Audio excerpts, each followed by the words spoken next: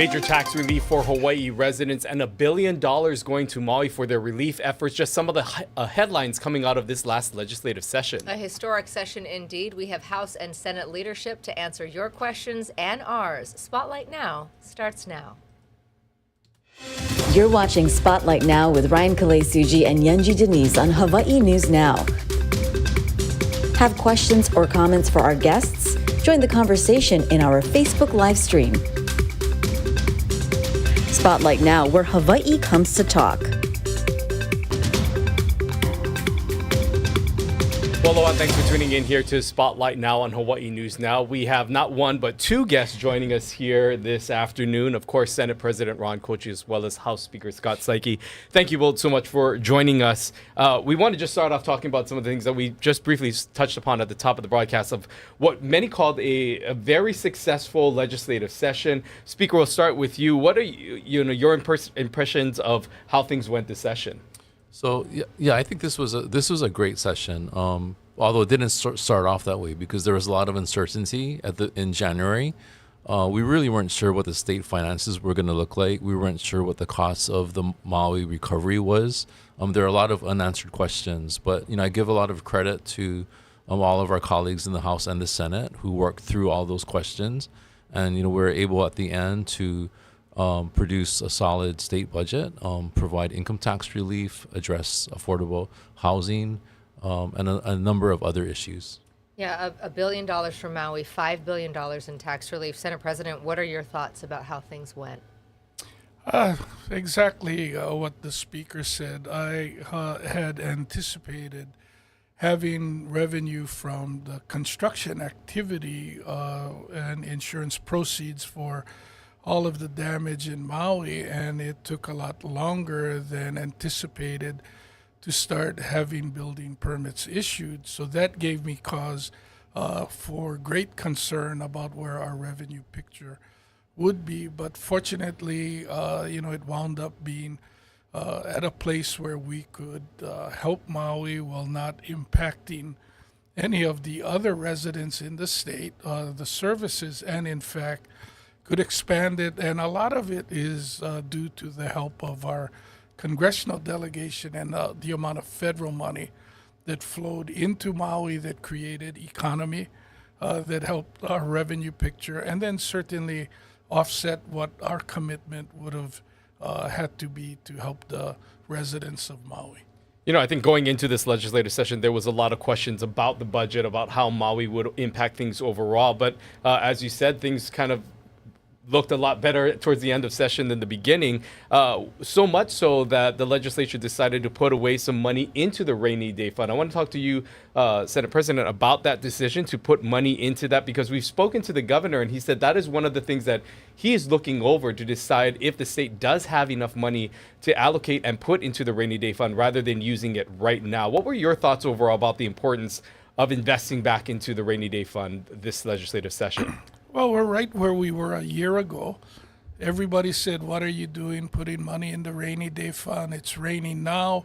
We need to get that money out to the people who need it immediately.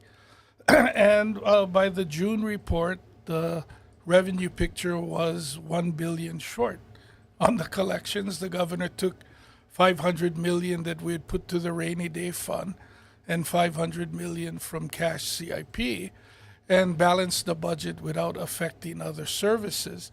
And then, of course, the fires happened in Maui, and the amount of financial resources were incredible as to what we needed. So the thinking is those rainy days have come around more often than not, whether it's the flooding in Kauai, the lava flows in Puna, a flooding that has been occurring in the last 2 months here in Hawaii, and we think that we want to be fiscally prudent.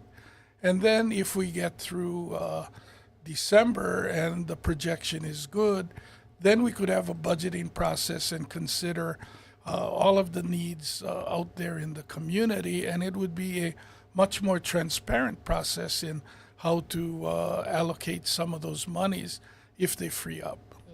Mr. Speaker, the governor did say on this program that he is likely to veto that $300 million, saying that basically, by his estimation, they're about 200 million in the red in the current budget. Do you agree? Do you find the same math that he does? And what do you think of that move?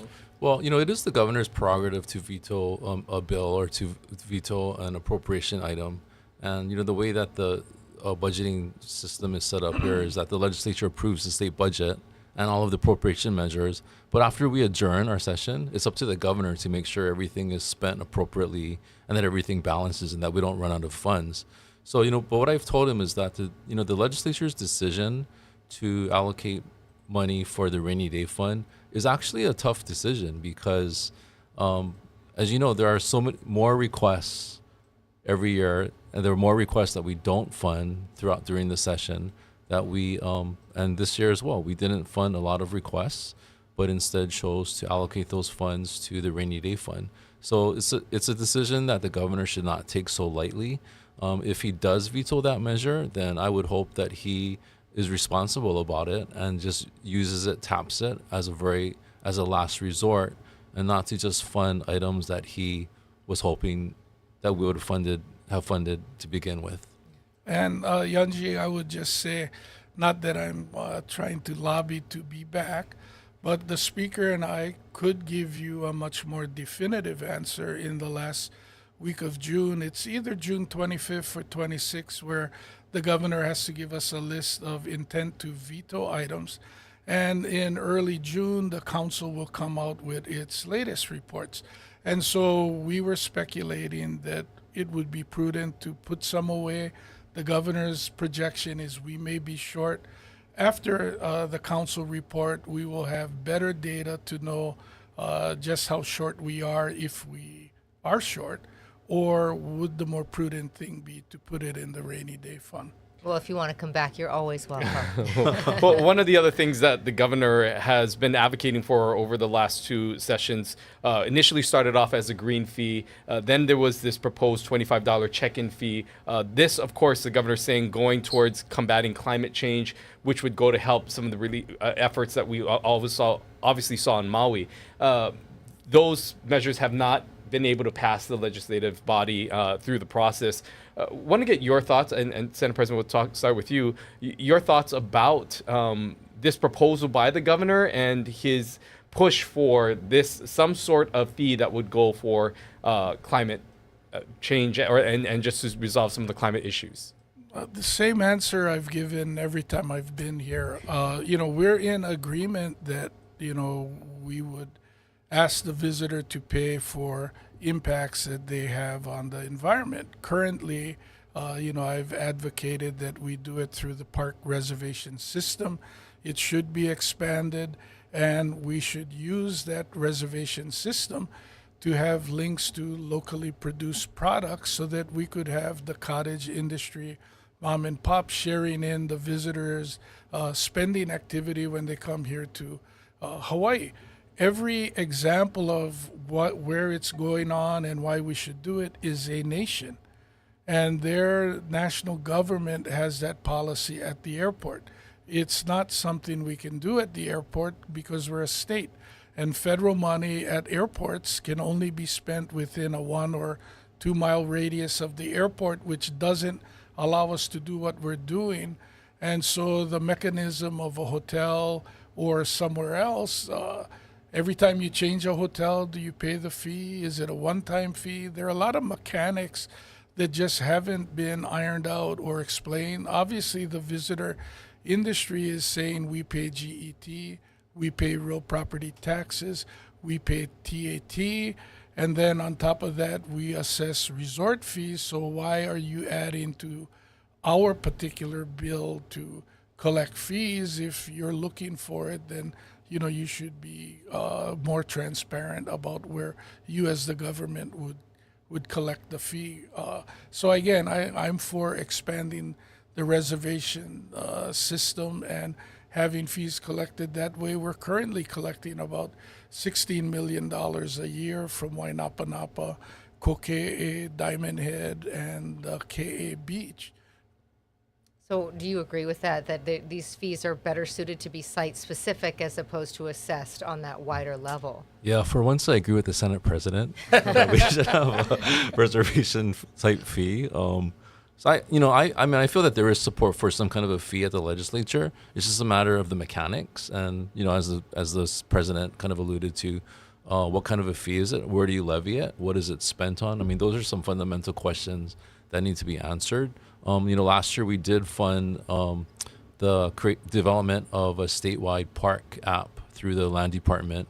We're waiting for that to be implemented. I think once that is implemented, that will give us a platform to assess some kind of a fee for specific park uses. I want to ask you about the tax cuts because, they were more than the governor had even asked for, and they will make a sizable impact not only on individuals but also on the state budget. $5 billion over a number of years. Are you concerned that of the long-term impact this will have on the ability to govern? Well, I think there's a couple of issues. One is that the legislature did not adjust the income tax brackets or the standard deduction in decades. And so this was a really big step that we took. We felt that it was just time to tax people less on their incomes. Hawaii residents should pay less in income taxes, especially those who are in the lower brackets. My feeling is that those people should not have to pay any state income tax. And the benefit of a change in the tax brackets is that withholdings change in paychecks. So the benefit is immediate for working people. They will be seeing more take-home pay in every paycheck, as opposed to a tax credit at the end of the year that they have to file for and wait for to get some kind of a refund. So those changes were long overdue, decades and decades overdue. And Senate President, do you feel that these tax cuts will impact the state budget moving forward? And how do you propose, or how do you see the state being able to afford some of the breaks that have happened through this bill? I mean, the obvious is yes, it will have an impact, but what would that impact be? I'm just I don't know if amused is going to be perceived as sarcastic, but after being told constantly since 2020, when the first ALICE report came out, how much help is needed for our ALICE community and we need to do things. Now I read the paper and it's, can we afford this?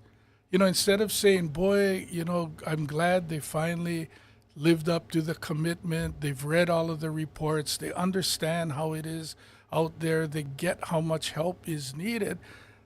No, now they're saying, did they do the right thing and how do we do this? Well, in the theory, we hope is with more money in their pocket, they're actually going to be spending it because people are living paycheck to paycheck. So we'll see increased GET revenue by the money they're spending that's, left in their pockets. But we're also hoping that this has them stay home. We are very concerned, and you're doing a special segment on the amount of people who are choosing to leave Hawaii because of the high cost of living here. And how do we get our residents to choose to stay here? We think this is a critical strategy to make that happen, along with the amount of money over the last 3 years we've been putting into developing affordable housing units. If we need to get additional revenue, one area that I've not been a big fan of is legalized cannabis, and that's revenue off of the non-traditional taxpayers. Another would be to take a hard look at legalized sports betting. We're getting to the point where more than half the states in the country have a form of it. You cannot watch a sporting event program without knowing what the point spread is or what the odds are on who's going to win or lose. They even tell you, like, are they going to make 10 baskets or 11 baskets and things like that. And so there are a couple of areas in a non-traditional way to get the revenue. And then the Council of Revenues has projected in next year the increased activity of construction on Maui as the insurance dollars starts to flow. But that isn't going to be a one-time event. It's going to be over several years for that construction to occur, and then hopefully we'll see the economic activity return once the construction is done. Can I add really quickly that working families will also receive the earned income tax credit, the rental housing credit if they're renters, and also the food and excise tax credit. So all of those credits on top of the income tax and standard deduction benefits and child care credit. So there's a number of benefits that will continue even with this income tax cut. Well, we have certainly a lot more to discuss with the House Speaker and Senate President. We're going to take a quick break here. We'll be right back. And we want to remind all of you that you can also be involved in the conversation by entering your comments in the Facebook section or by tuning in, and we'll give you a QR code coming up right after this. We'll be right back after this. Spotlight Now with Yunji Denise and Ryan Kalei-Suji. Connecting you with newsmakers from throughout our islands. Going in depth with Hawaii's leaders and taking your questions live. Spotlight Now, where Hawaii comes to talk.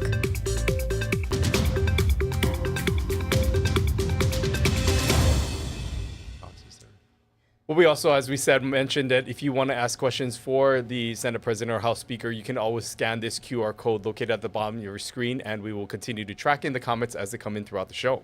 You know, one of the things the governor had said that green fee dollar could help pay for is this insurance issue that we are facing. I know that you proposed legislation that did not make it through, but let's talk a little bit about that. The governor saying that he could even call a special session to address the insurance costs that are really ballooning for folks, particularly in condos, but really starting to ripple throughout. Right. Do you agree with the idea of perhaps calling a special session?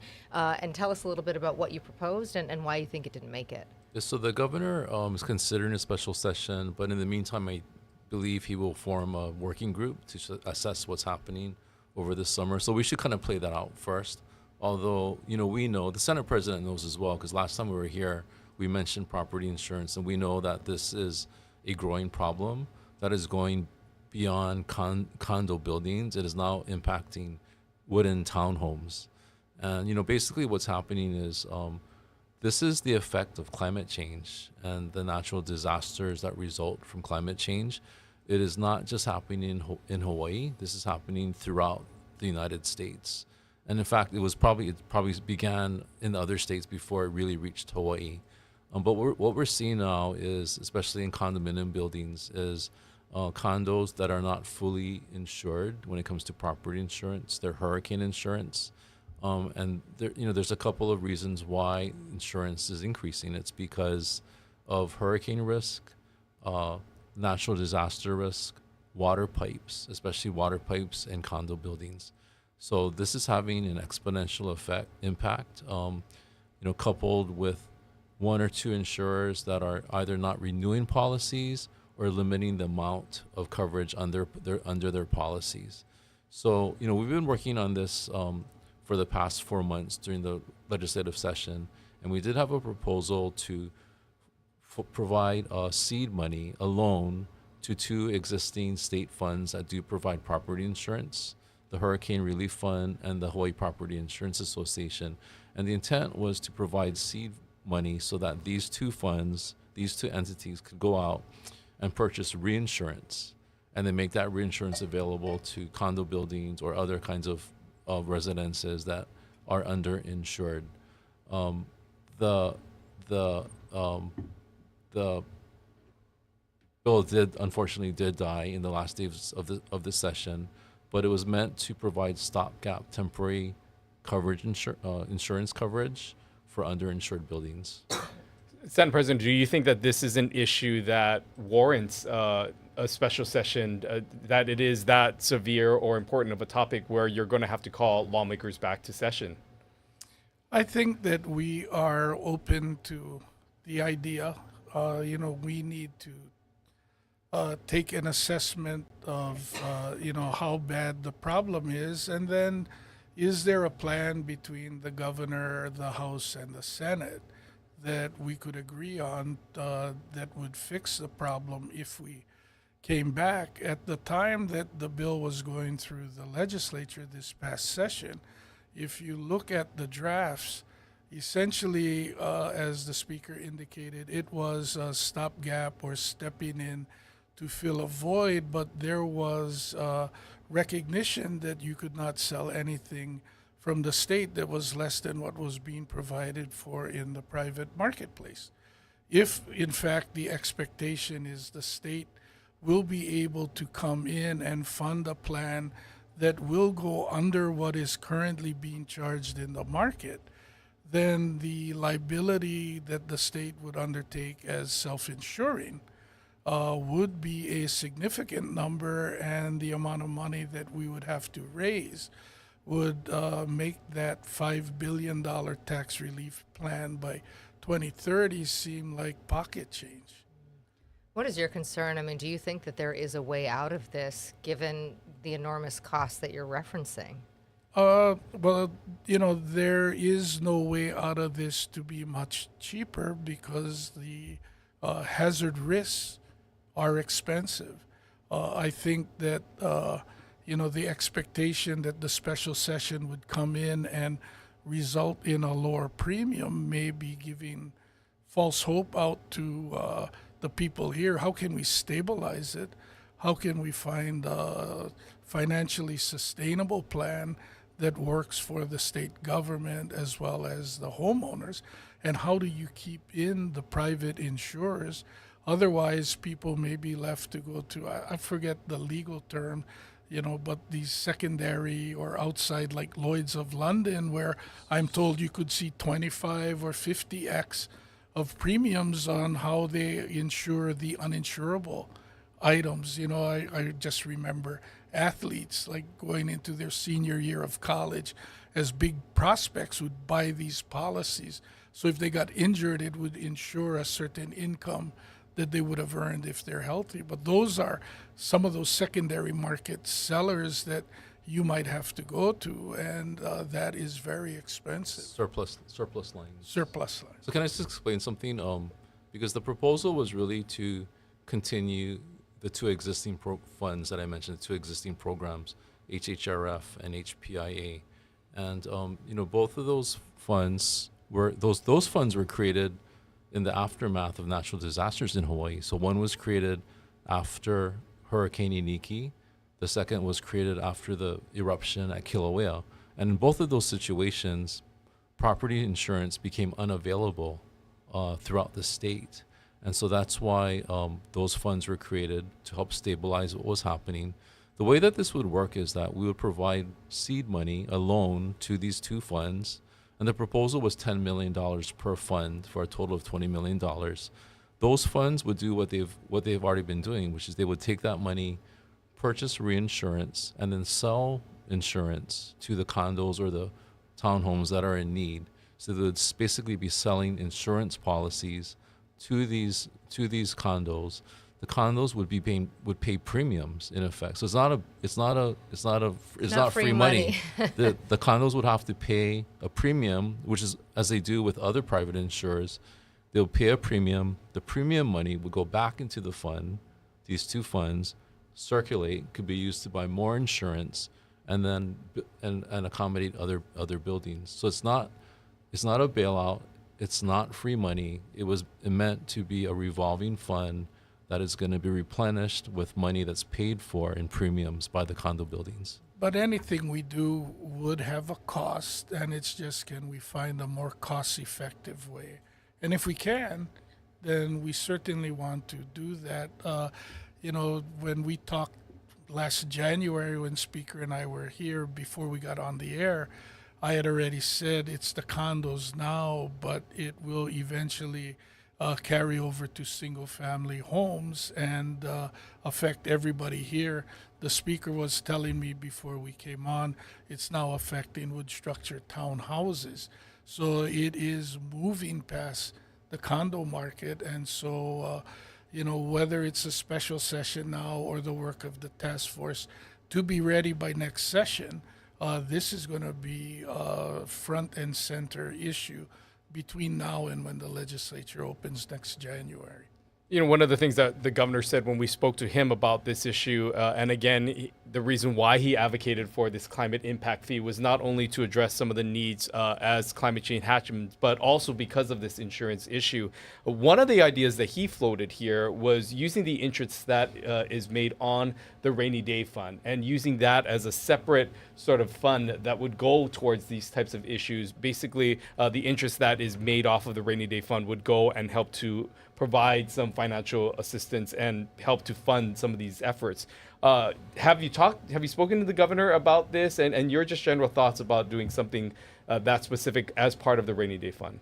Yeah, I haven't spoken specifically with the gov about this issue, but it does kind of sound, conceptually, it does sound like the wildfire mitigation fund that was proposed this past session, which was not approved. But I think the concept is very similar, where we would have a fund, and it would be used to mitigate disaster impact throughout the state. So as you know, there are a number of wildfire zones in Hawaii, and we need to make sure that we take whatever steps are needed to prevent wildfires from occurring there, whether it's through forest management, even like buying goats to help keep grass down, things like, different things that we can do to mitigate risk.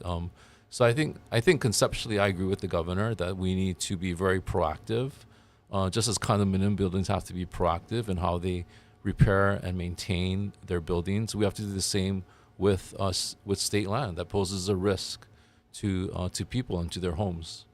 I find it interesting that you mentioned marijuana as perhaps another method to raise money, to raise some tax revenue. Does this mean that you're changing your mind on this issue? Because, I know that you had a reluctance in supporting recreational marijuana. Do you think that this is something that you'd be more open to in the next session? Well, this is one issue where my opinion doesn't matter in the Senate. There are over 20 votes that support it. So the last two sessions, the Senate has sent over a bill, and I expect that the Senate would send another bill over again next year because an overwhelming majority of the caucus favor it in spite of my misgivings on the issue. Do you share those misgivings? I have a lot of concerns because of basically what law enforcement is telling us, what the police, the prosecutors from all of the counties are telling us about recreational marijuana use and how it's going to impact kids in particular. But this year in the House, when the Senate bill came over, we did hold a hearing on it, and it actually went to the floor for a floor vote. We actually had 2 floor votes, and the margin was like a 2-vote margin on the House floor. And that's something that I tried to explain before, which was that in the House, the members are really split on this question of whether to legalize recreational marijuana. It's not an easy decision. There are so many issues that have to be considered when you make a decision like that. And it was clear to me from the very beginning that I wasn't sure if we had the votes in the House, but I think that the 2 floor votes that we took showed that the support is not as solid as others thought.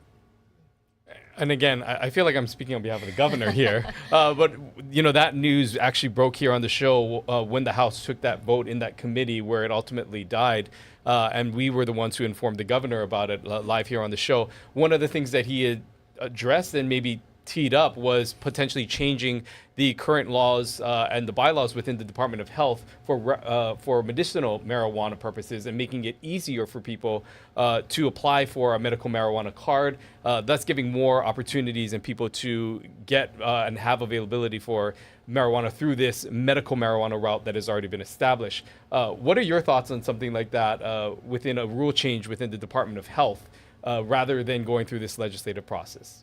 Well, it's always better if the legislature, approves a change like this. Although conceptually, I'd be supportive of this kind of a change. With the medical marijuana system, it really rests upon the physician's decision, whoever's going to sign the prescription form. So you have to have a system where you ensure that doctors are making the right decisions, and you leave it to the doctor's discretion. Yeah, well, what the governor had said is that right now there's a list of ailments that can qualify you, and he would nix the list and basically say, if your physician says it's okay, whether or not you have any of those ailments, you can get the card. What do you think about that workaround?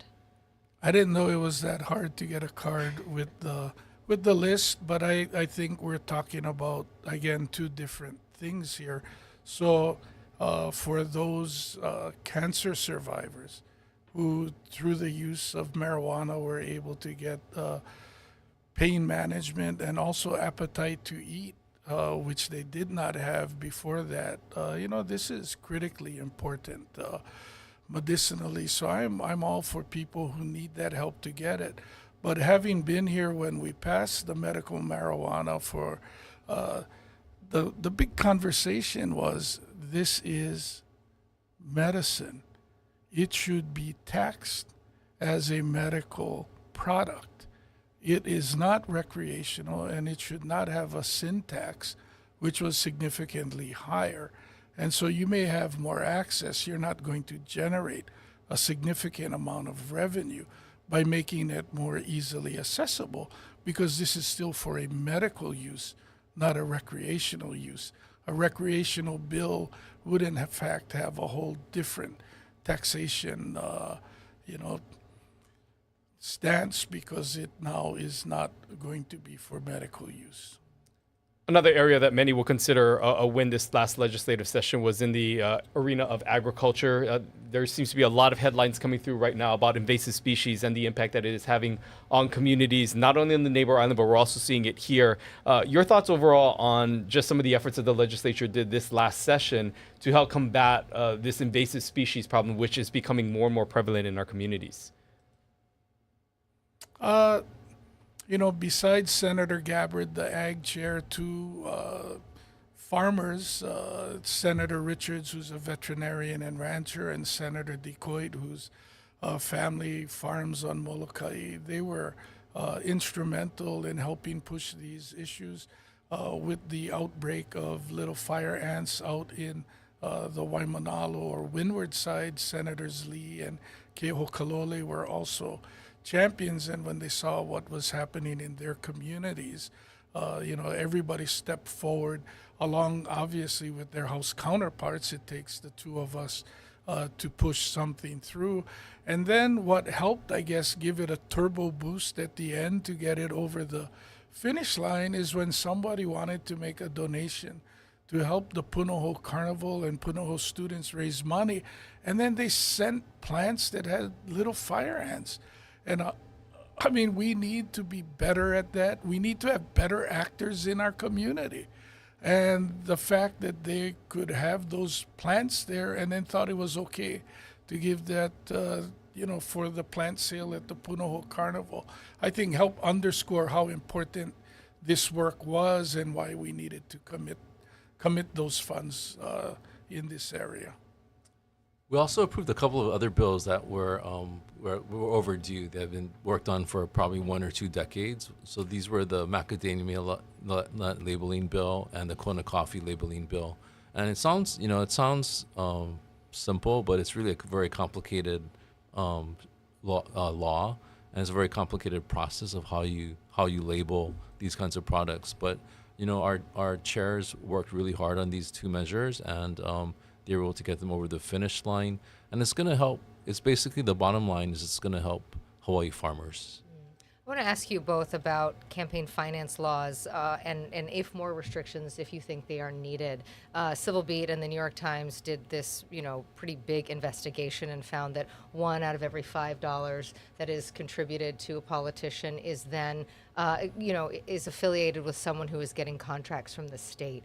Not illegal in our current system, but gives voters and the public perhaps not the best feeling. What are your thoughts about that investigation, what that revealed, and if we need stricter laws?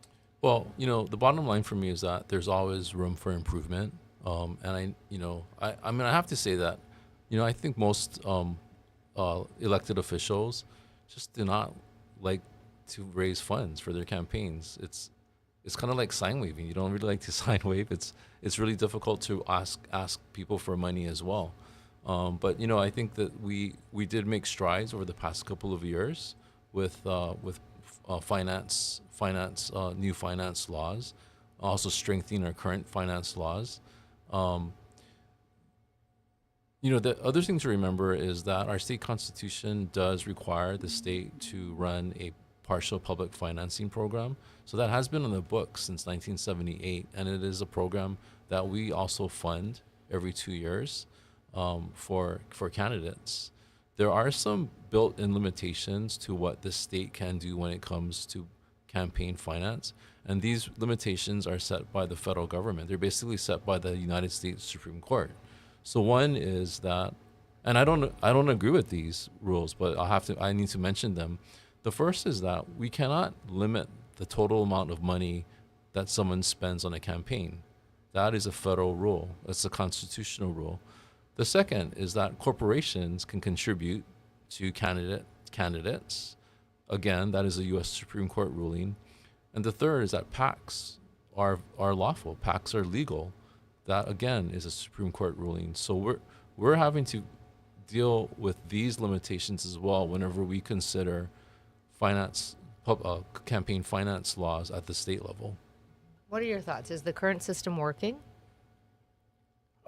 Well, the current system is the one we've got. If you're elected, then it's working wonderfully, and if you're unhappy, then it's not working.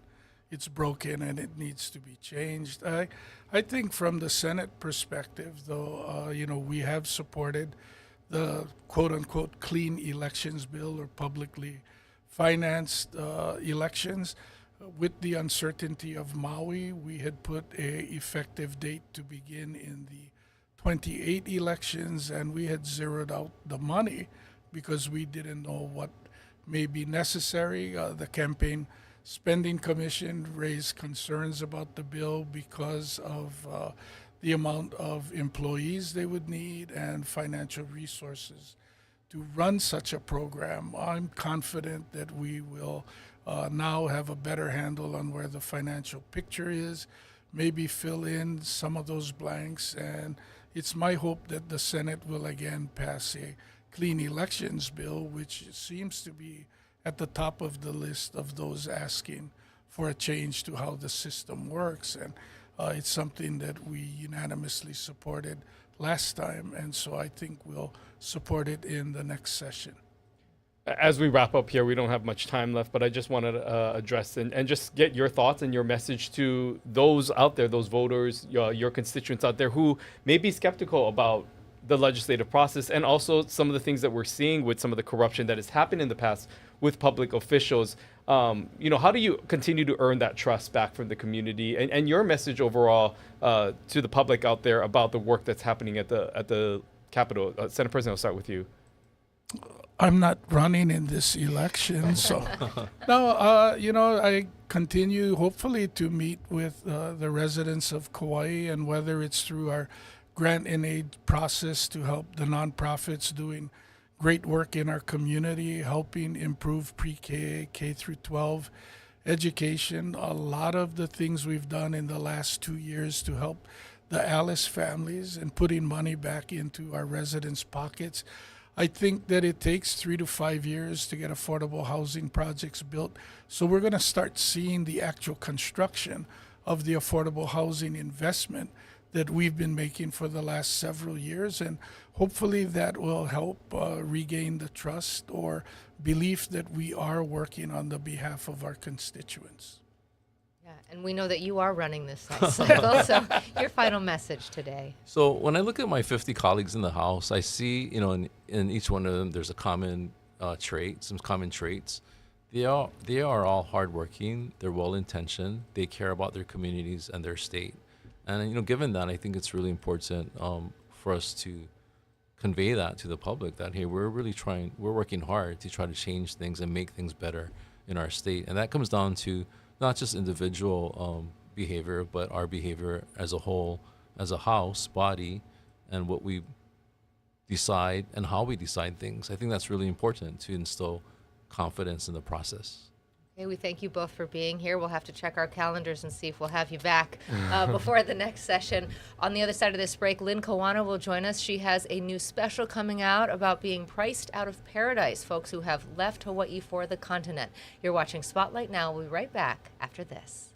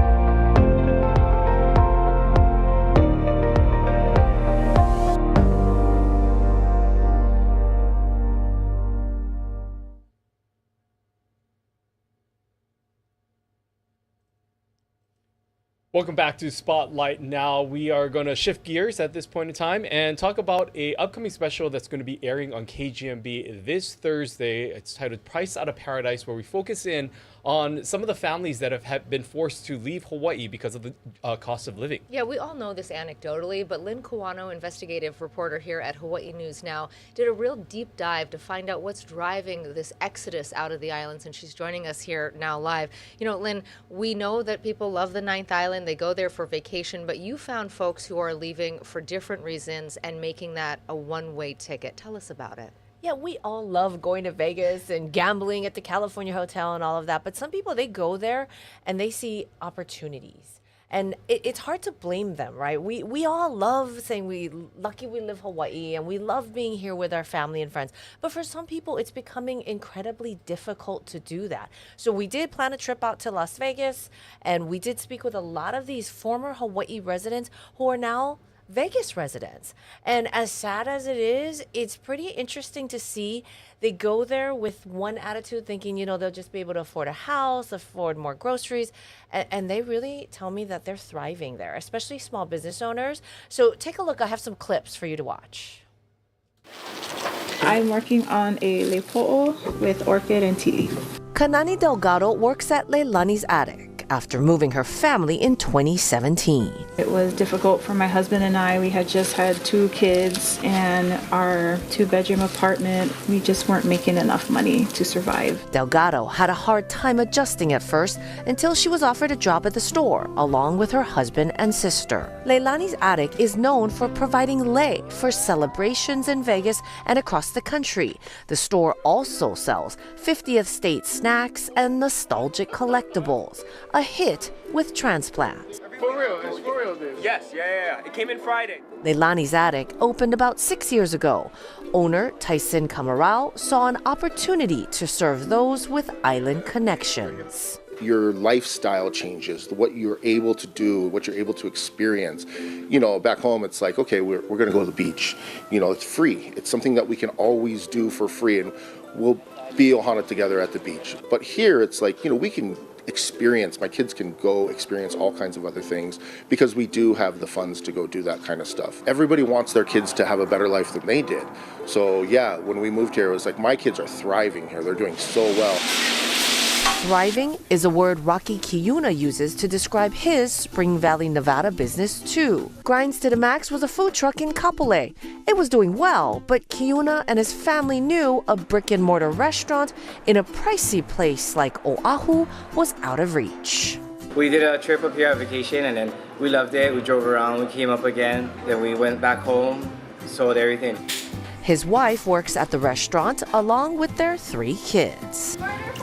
Their most popular dishes, the dynamite chicken katsu and fried noodles. Order up. 2 scoops of aloha in Silverado Ranch is another place popular with transplants looking for a taste of home. So we got lau lau on the line. We got patele. We got squid luau, beef stew, chicken long rice, shoyu chicken is our special today. Shai Walter is from Pearl City. Tip tip. Her husband's company transferred him 23 years ago. At first, she resisted. I told him 5 years max, I'm moving back home. And now we're here. We have our own business. Order up squid luau. Thank you.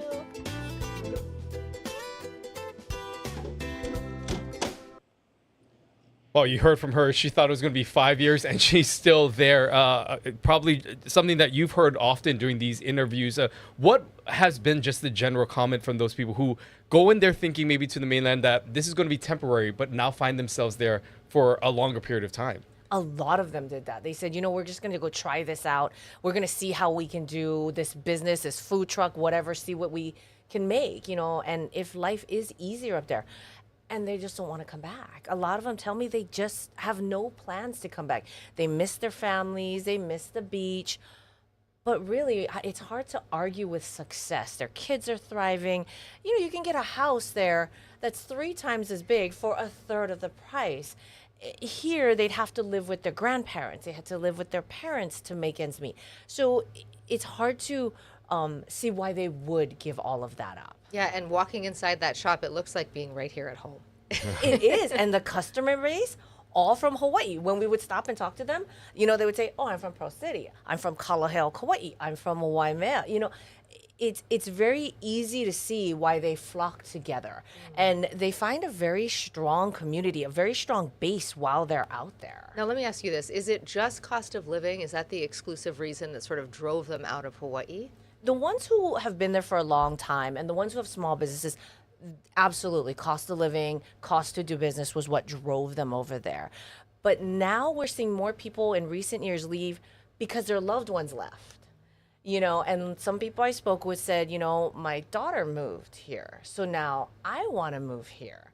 Or my parents moved here because of cost of living, and now I just want to be closer to them. So there's a lot of people who are really learning to embrace that, but they're also finding culture there. They're finding a really good community out there, a community where there's hula, where they can do lei making together, where they can even speak olelo. This is what keeps them there. And I think the Native Hawaiian leaders, some of them in our community, are figuring out that we need to embrace that. Here's another clip about that.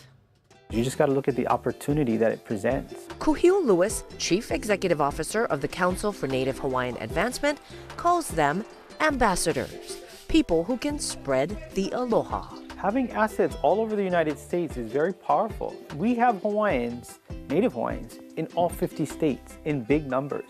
What does that mean at a federal policy-making level? What could that mean for us?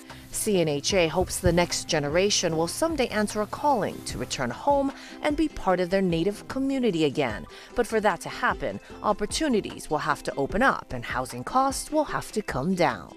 Resources also need to be more available for locals. DHHL has made progress, but I also think we've made progress in terms of understanding that one of the reasons we don't have enough affordable housing is because we've made it incredibly expensive to build. And so I think that we are beginning to push back on that and understand how we can make it cheaper to build. And if we make it cheaper to build, we can build more housing.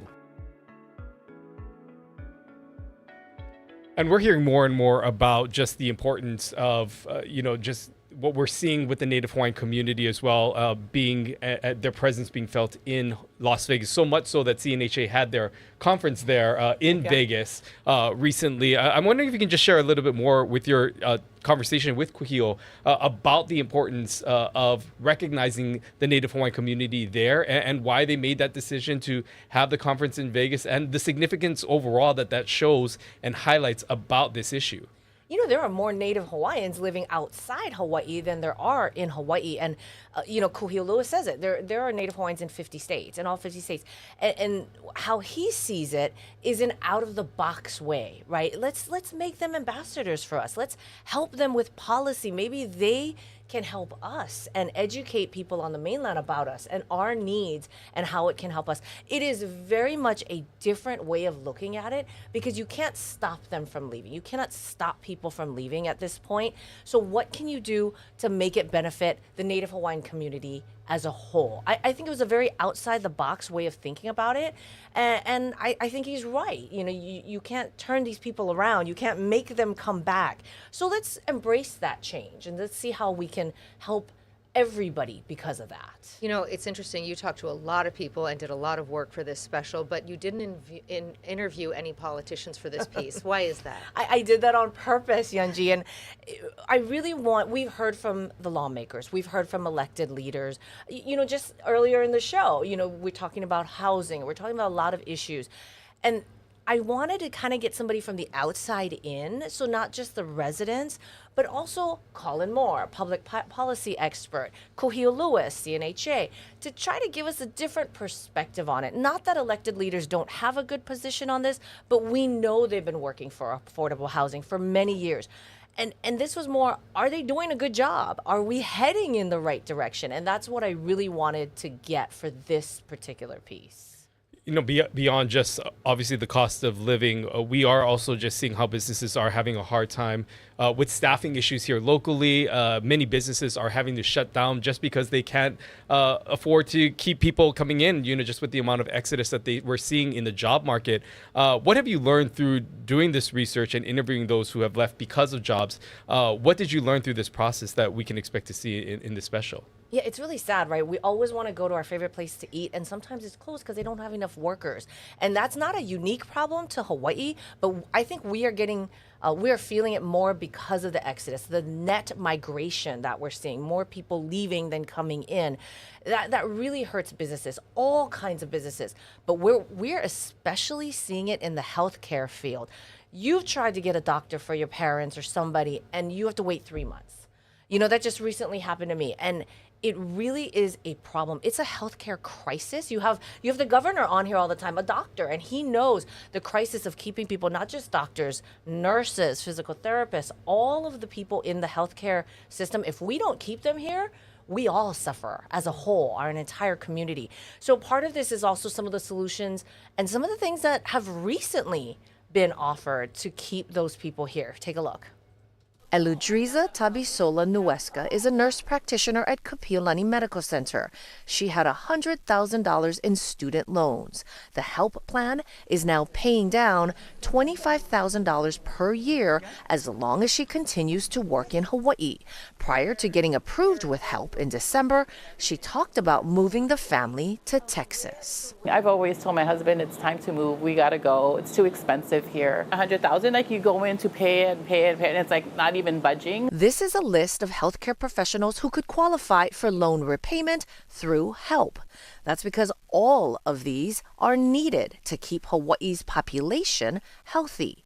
Certain workers are eligible for even more money. If they're in primary care or behavioral health, or they're a doctor, nurse practitioner, or physician assistant in a rural area, which is some of Oahu and all of the other islands, they get $100,000 over 2 years. So $50,000 a year. But it's not paid to them, it's paid to their bank. So there's no tax. And there you see the graphic there for Price Out of Paradise. It's going to be airing on Thursday, 6:30 on KGMB. Back here with Lynn Kawano. And Lynn, as we just kind of talk about just this as a whole, what do you think was the biggest takeaway that you learned through this? Because I think a lot of people obviously know this is an issue, but as you were able to dive deeper, what was the one thing that really stood out to you the most? What stood out to me the most is most of these people would have stayed if they had the opportunity. And if more affordable housing does come on track, DHHL, as was talked about earlier in the show, if that can happen to help people, if more small business loans can be available, if more opportunities present themselves for these people, they will stay. And we can kind of flip the switch. It's too late for the people who have left and have found happiness there, but we could still keep that net migration from getting even bigger. Yeah, and I wondered right before you go, do you expect any of the folks who have left to ever come back? Do their children want to come back? Do they have that pull to the islands, or has that ship sailed? I think the ship has sailed for most of the people we spoke with. There were a few here and there who said their kids may want to come back someday. But again, if the opportunities are not there, it's not going to happen. But their kids, they want to go to the beach. We all grew up like that, right? Going to the beach with family. It's such a nostalgic feeling for us. And they want their kids to be able to experience that too. So hopefully things change. Hopefully there are more opportunities and more ways for them to enjoy Hawaii the way we enjoyed Hawaii growing up, and they will come back. But for the most part, I would say 95% of the people we spoke with said they have no plans to return. Well, you've given us a great preview. I can't wait to see the whole That's right. thing. 6:30 Thanks, guys. tomorrow on KGMB, also online at hawaiinewsnow.com. You're watching Spotlight Now. Stay with us. We'll be right back right after this. Spotlight Now with Yunji Denise and Ryan Kalesuji. Connecting you with newsmakers from throughout our islands. Going in depth with Hawaii's leaders and taking your questions live. Spotlight Now, where Hawaii comes to talk.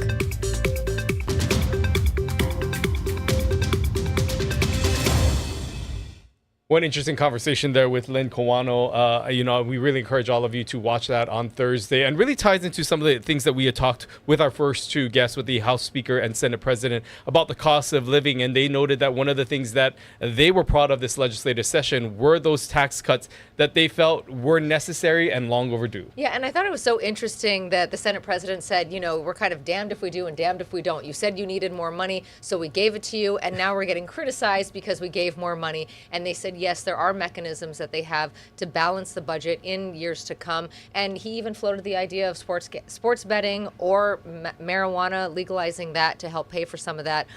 Also hearing them talk about insurance and their openness to a special session. And really just talking about some of the things that the governor has spoken about, including a potentially veto of the money that was allocated into the rainy day fund.